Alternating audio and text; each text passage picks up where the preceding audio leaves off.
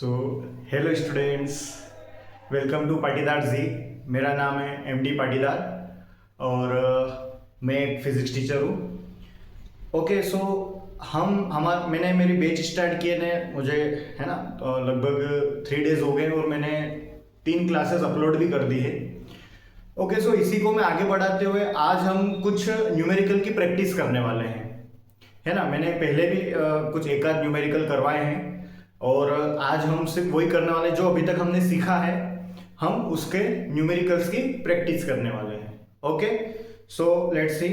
अच्छा, मैं कुछ क्वेश्चन दूं उसके पहले। हमने जो लास्ट एक न्यूमेरिकल देखा था उसमें आंसर आ रहा था 18 प्लस माइनस √218 अपॉन 2। सो यहां पर हमारे पास दो आंसर्स थे, 218 अपॉन 2 एंड 18 माइनस √218 अपॉन 2। तो देखा जाए तो मैंने आपको बोला था कि दोनों ही आंसर सही है ना। सो दोनों ही आंसर सही है, ऐसे कोई प्रॉब्लम नहीं है। वो बस होता क्या है कि अगर ये दोनों चार्ज पॉजिटिव है ना, अगर ये दोनों चार्ज पॉजिटिव है तो इसका जो आंसर है ना कहीं बीच में लाई करता है। तो बीच में लाई करता है तो यहां पर इसका जो सही है ना आंसर होगा वो क्या होगा, 18 माइनस √218 अपॉन 2, है ना। उम्मीद करता हूं कि आपने इसको सोल्व किया होगा, है ना। सो मैं अभी सिर्फ डायरेक्ट ही लिख रहा हूं, है ना, आपको सिर्फ समझाने के लिए। और एक क्योंकि इधर का जो चार्ज था ये क्या था, स्मॉल था as compare to this charge. So एक जो आंसर मिलेगा इसका इधर मिलेगा और ये क्या होगा, 18 प्लस √218 अपॉन 2। फिर आप बोलेंगे सर ऐसा कैसे पॉसिबल है, क्योंकि अगर ये दोनों पॉजिटिव चार्ज है तो यहां पर तो ऐसा हो रहा है कि चलो ये क्या कर रहा है, इधर है ना इसका इलेक्ट्रिक फील्ड इधर होगी, इसकी वजह से इलेक्ट्रिक फील्ड इधर होगी, दोनों एक दूसरे को कैंसिल आउट करके जीरो कर देंगे। लेकिन सर यहां पर कैसे होगा कि ये दोनों अगर ऑपोजिट है, सॉरी यहां पर कैसे, क्योंकि दोनों की वजह से जो डायरेक्शन है वो अवे ही होना है, क्योंकि ये भी पॉजिटिव है ये भी पॉजिटिव है, दोनों की वजह से डायरेक्शन क्या होगी, अवे ही होगी। तो फिर यहां पर जीरो कैसे होगा इलेक्ट्रिक फील्ड। सो यहां पर हम ये है ना ऐसा होगा कि जैसे हमने लिखा था E1 minus E2 equals to 0। तो होता क्या है कि वहां पर, चलो मैंने पहले से प्लस लिया था और फिर जब हमने पुट किया था KQ upon x square minus KQ upon क्या था 3, है ना। सो 3 माइनस एक्स होल स्क्वायर ये था। तो इसमें क्या होता है कि यहां पर क्या हो रहा है, स्क्वायर हो रहा है। तो स्क्वायर हो रहा है इसलिए अगर यहां से अगर नंबर नेगेटिव भी आता है तो भी वो क्या बन जाता है, पॉजिटिव बन जाता है। तो अब होता क्या है कि अगर मैंने 3 माइनस एक्स लिखा तो वो तो मैंने अंदर के हिसाब से लिखा, क्योंकि मैं यहां से डिस्टेंस क्या ले रहा हूं, x, और ये टोटल डिस्टेंस क्या थी 3। लेकिन अगर मैं यहां की बात करूं तो यहां पर क्या हो रहा है, मतलब ये आंसर क्यों आ रहा है, तो ये इसलिए आ रहा है कि अगर मैं ये समझ लूं कि ये पॉजिटिव ना होते हुए अगर नेगेटिव है, तो ये अगर नेगेटिव है तो भी मेरी इक्वेशन तो सेम ही बनेगी, कोई डिफरेंस तो है ना, डिफरेंस तो वैसे भी नहीं होगा। लेकिन उस टाइम पे जो जीरो इलेक्ट्रिक फील्ड वो यहां नहीं होगा, क्योंकि उस टाइम पे दोनों ही डायरेक्शन सेम हो जाएगी, क्योंकि पॉजिटिव की वजह से भी डायरेक्शन उधर ही होगी और नेगेटिव की वजह से भी डायरेक्शन उधर ही होगी। तो उस टाइम पे मुझे यहां पर इलेक्ट्रिक फील्ड जीरो नहीं मिलेगा, फिर मुझे कहां मिलेगा, इधर, क्योंकि नेगेटिव की वजह से डायरेक्शन इधर होगी और पॉजिटिव की वजह से डायरेक्शन अवे होगी और दोनों एक दूसरे कैंसिल आउट कर देंगे और इलेक्ट्रिक फील्ड जीरो हो जाएगा, लेकिन वो ये वाला पॉइंट होगा। तो अगर दोनों पॉजिटिव है तो बीच में मिल रहा है, यानी कि ये आंसर है, और अगर एक पॉजिटिव एक नेगेटिव है तो ये मिलेगा। तो ऐसा इसलिए हो रहा है क्योंकि यहाँ पे तो स्क्वायर कर रहे हो, ये सिर्फ इसी प्रॉब्लम की वजह से हो रहा है। क्योंकि यहाँ पर अगर मैं इसको ऐसे भी लिखता हूं, क्योंकि अगर मैं इसकी बात करूं तो यहां से तो इसके डिस्टेंस में क्या लेट कर लूंगा, x, ये यहां तक की, और यहां से मैं क्या लेट करूंगा डिस्टेंस, है ना, यहां से क्या हो जाएगी x माइनस 3, है ना, टोटल x, उसमें से ये जो डिस्टेंस है 3 इसलिए माइनस हो जाएगी। तो अब यहां पे मैं x माइनस 3 लिखूं या 3 माइनस x लिखूं, दोनों में ही क्या हो रहा है, इक्वेशन तो यही बन रही है, इसलिए हमें दोनों ही आंसर मिल रहे हैं। तो आप ये थोड़ा सा ध्यान रखें, है ना, इसमें बिल्कुल कंफ्यूज नहीं होना है, ठीक है। ये यहां पर कब आंसर मिल रहा है, जब एक नेगेटिव और एक पॉजिटिव है, क्योंकि नेगेटिव की इधर डायरेक्शन पॉजिटिव की उधर डायरेक्शन तो कैंसिल आउट हो रहा है। और यहां पर कब जीरो मिल रहा है, जब दोनों ही पॉजिटिव है, क्योंकि इसकी वजह से डायरेक्शन अवे, इसकी वजह से डायरेक्शन अवे, और दोनों ने एक दूसरे को क्या कर दिया, कैंसिल कर दिया। क्लियर है है ना। अगर आपको फिर भी कुछ प्रॉब्लम आ रही है तो मुझे जरूर बताएं, मैं उसको और एक बार आपको एक्सप्लेन कर दूंगा। ओके, सो मैं है ना इसको रफ कर रहा हूं और हम एक नया क्वेश्चन लेते हैं, ठीक है। और क्वेश्चन है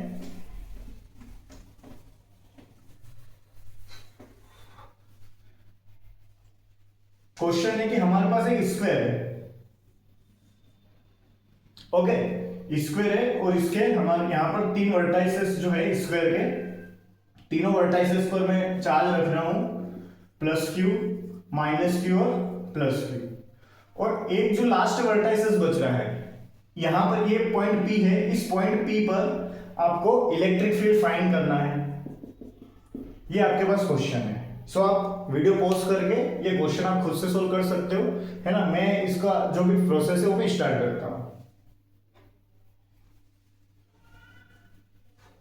ओके, सो ये स्क्वायर है, हाँ यहां पर आप स्क्वायर है तो इसकी साइड ए ले लो, है ना। ओके, सो फर्स्ट थिंग मैं इसको 1 मान लेता हूं, ये Q1 चार्ज होगा यहाँ पे जो होगा ये Q2 चार्ज, यहाँ पर जो होगा ये Q3 चार्ज। ओके, सो Q1 चार्ज यहाँ पर जो इलेक्ट्रिक फील्ड लगा रहा है उसको मैं क्या बोलूंगा, E1 equals to K Q1 upon यहाँ से यहाँ तक की डिस्टेंस क्या हो जाएगी, A उसका स्क्वायर, है ना, ये E1 आ गया। अच्छा अभी मैं 3 लिख लेता हूं, तो E3 क्या हो जाएगा बताओ, K क्या है Q3 अपॉन यहां से यहां तक की डिस्टेंस क्या है, A उसका स्क्वायर। ओके, फिर मुझे क्या चाहिए, 2 की वजह से चाहिए, तो 2 की वजह से चाहिए मुझे यहां से यहां तक की डिस्टेंस पता होनी चाहिए। ओके, अगर मैं आप इस ट्राइंगल को देख पा रहे हैं तो राइट एंगल ट्राइंगल है ये 90 डिग्री, तो यहां पर आप पाइथागोरस थ्योरम लगा सकते हो। पाइथागोरस क्या होती है, hypotenuse square equals to perpendicular square plus base square. Hypotenuse ये हाइपोटेन्यूज है, so hypotenuse square equals to perpendicular कितना है a और बेस कितना है, ये भी a है, सो a square plus a square, तो यहां से h इक्वल्स टू आ जाएगा √2a स्क्वायर। तो क्या मैं इसको ऐसे लिख सकता हूं भाई, a स्क्वायर तो बाहर आ सकता है, 2 नहीं आएगा तो इसलिए √2a, तो ये डिस्टेंस कितनी हो जाएगी √2a। अब क्या करेंगे, E3 इक्वल्स टू सॉरी मतलब इस 2 की वजह से यहां पर इलेक्ट्रिक फील्ड कितना लग रहा है, तो हम क्या करेंगे E2 equals to K Q2 upon यहां से यहां तक की डिस्टेंस कितनी है √2a उसका होल स्क्वायर, है ना। अभी आपको बिल्कुल भी जो साइन है ना, नेगेटिव या पॉजिटिव जो चार्ज के साइन है वो अभी आपको नहीं लेना है ना। हम क्या करेंगे कि देखो नेगेटिव पॉजिटिव सिर्फ एक डायरेक्शन आपको दिखाएंगे, है ना। नेगेटिव होगा तो उसकी डायरेक्शन इधर होगी, पॉजिटिव है तो डायरेक्शन इधर इस टाइप से। सो हम क्या करेंगे, क्योंकि इलेक्ट्रिक फील्ड एक वेक्टर क्वांटिटी है तो हम यहां पर इसको डायरेक्शन से सोल्व करेंगे। तो आपको बिल्कुल आप यहां पर सिर्फ और सिर्फ मैग्नीट्यूड लिखे, है ना, क्योंकि मैग्नीट्यूड ये हो जाएगा और हम इसको डायरेक्शन से अलग से सोल्व करेंगे, तो इसलिए आपको यहां पर माइनस प्लस या कुछ भी लेने की जरूरत नहीं है। ओके, तो डायरेक्शन से सोल्व होगा। सो अगर मैं देखूं +q, तो +q की वजह से डायरेक्शन किधर होगी, इधर, तो ये क्या हो जाएगा E1, ये E1 है, इसकी Q3 की वजह से डायरेक्शन किधर होगी, अवे, क्योंकि देखो पॉजिटिव चार्ज है इसलिए डायरेक्शन अवे है, नेगेटिव है तो टुवर्ड्स, और उसी लाइन के अलोंग होगी जिस, है ना, जो चार्ज और पॉइंट को ज्वाइन करने वाली लाइन है उसी लाइन के अलोंग, या तो अवे या टुवर्ड्स, तो लेकिन पॉजिटिव है इसलिए अवे, यहां पर भी अवे होगा, ये माइनस है इसके क्या होगा, उसी ज्वाइन करने लाइन के अलोंग, मतलब यहां पर डायरेक्शन इधर होगी। ओके, सो ये E1, ये E3 और ये क्या हो गया E2, क्लियर है। ओके, सो हम सबसे पहले काम करते हैं E1 और E3 को सोल्व करते हैं, दोनों के बीच का एंगल कितना है 90 डिग्री। तो अगर मुझे दोनों को सोल्व करना है तो हमारे पास, है ना, इसको मैं E नेट लिख लेता हूं, जो भी, क्योंकि इन दोनों को सोल्व करके जो नेट बनेगा वो इन दोनों के बीच में कहीं पे बनेगा E नेट, तो मुझे E नेट चाहिए। तो E नेट के लिए मैं क्या करूंगा, मेरे पास फॉर्मूला है, क्या है, दोनों के मैग्नीट्यूड का square and plus then 2E1 E2 cos theta. Theta क्या है, दोनों वेक्टर, है ना, जिन दो वेक्टर का आप रिजल्टेंट निकाल रहे हो, ये रिजल्टेंट है दोनों का, उसके उन दोनों के बीच का एंगल, तो दोनों के बीच का एंगल कितना है 90 डिग्री।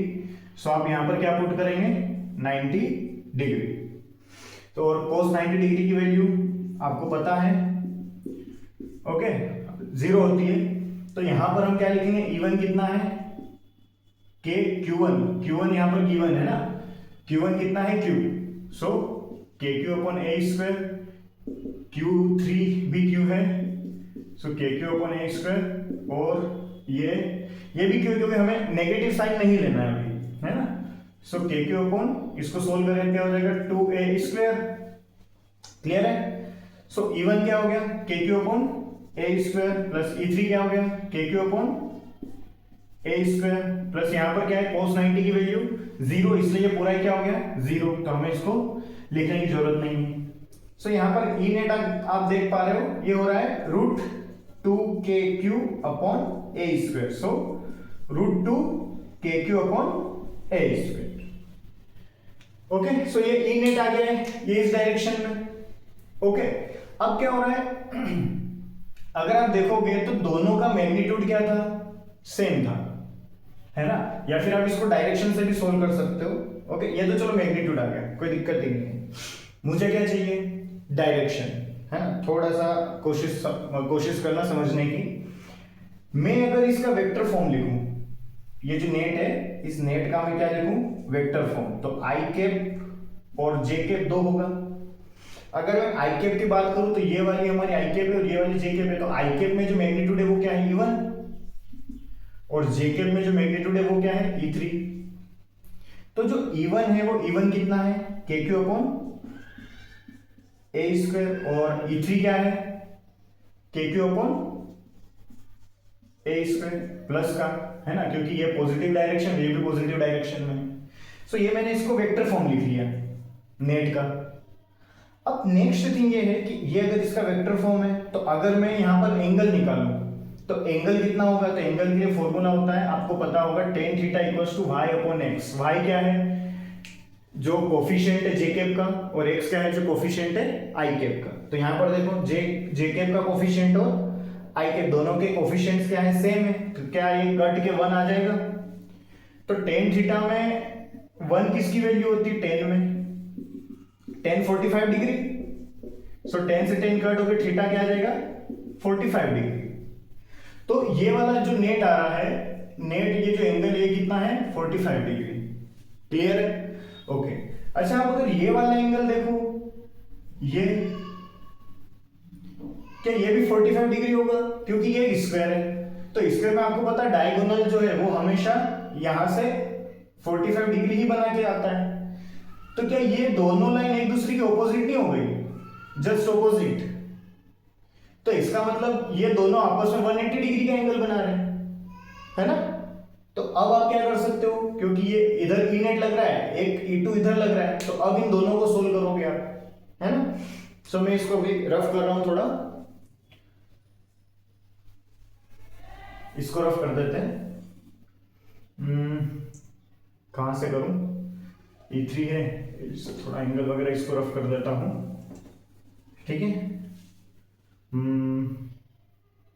इसको रहने दे क्या, E1 E2, चलो इसको भी रफ कर देता हूं, क्योंकि आंसर तो हमारे पास आ गया है, क्या है, √2KQ/A²। मैं यहां लिख देता हूं, ये हो जाएगा √2KQ/A², ओके। सो अभी इसको भी हम रफ कर देते हैं, इसकी भी हमें कोई जरूरत नहीं है, ओके।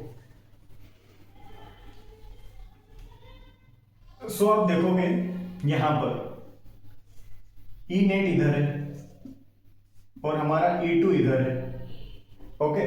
सो अब हम मैं ऐसा मान लेता हूं कि चलो E2 बड़ा है, ऐसा मान लेते हैं, ऐसा हमें भी नहीं पता बड़ा कौन है, देखेंगे सोल्व करने पर पता चल ही जाएगा, है ना।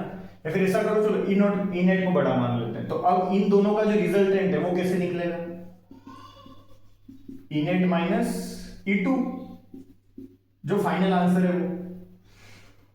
तो E नेट क्या आया था मेरा, √2KQ/A²।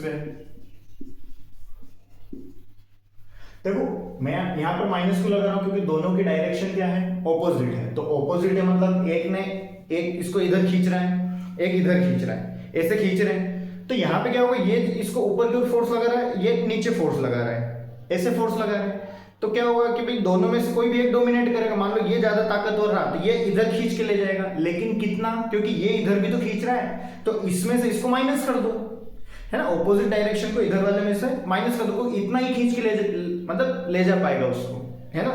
तो ऐसा तो नहीं वो जितना है इतना ही खींच लेगा, भाई खींचना तो कम है ना उसको, क्यों, क्योंकि इधर वाला भी तो फोर्स लगा रहा है, वो उसको रोकेगा, ये है ना, ये इधर खींच रहा है, लेकिन दोनों में से जो बड़ा वो डोमिनेट करेगा, लेकिन कितना, तो उसमें से दूसरा वाला माइनस होके, सो ई नेट माइनस ई2।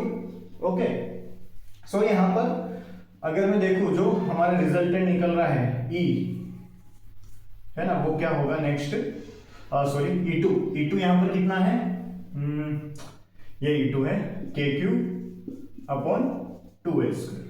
यहां से अगर मैं क्यू है ना, हाँ ठीक, के क्यू, ये क्या गया था, ई नेट, हाँ ठीक, √2 के क्यू है ना, उल्टा लिख दिया मैंने, के क्यू, है ना। यहां से मैं क्या करता हूं, के क्यू अपॉन a² को कॉमन ले लेते हैं, तो क्या बच रहा है, √2 - 1/2। क्लियर है। सो यहां पर ई जो हमारा लास्ट आंसर आ रहा है वो क्या आ रहा है, के क्यू अपॉन a² 2 √2 - 1/2,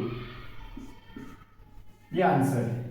अब नेक्स्ट थिंग, अगर आपको क्या करना है, इसका वेक्टर फॉर्म निकालना है ना। ये तो चलो ये मैंने जो निकाला है मैग्नीट्यूड है, मुझे क्या निकालना है, इसका वेक्टर निकालना है। तो हम वेक्टर कैसे निकाल सकते हैं, सुनो, वो भी कर सकते हैं, ऐसा कोई बड़ा भारी काम नहीं। कैसे निकाल सकते हैं समझो, है ना। मैंने इसका वेक्टर निकाला अभी, तो वो ई वेक्टर क्या आया था, इसका जो ई वेक्टर था वो क्या था, अगर मैं इधर की इसके डायरेक्शन की बात करूं तो E1 है ना, सो के Q upon a² i cap plus ये वाला क्या हो जाएगा, के Q upon a² j cap, ये था, है ना। ये किसका, इस वाले का। अगर मैं नीचे वाले का वेक्टर निकालूं तो इसका वेक्टर क्या होगा, अगर आप देखो तो आप क्या ले लो, प्रोजेक्शन, क्योंकि ये एंगल कितना है 45 डिग्री, तो इसका मैं क्या करूंगा, ये वाला कंपोनेंट लूंगा, तो ये क्या हो जाएगा, e cos 45 डिग्री। बताओ, अच्छा इसका ये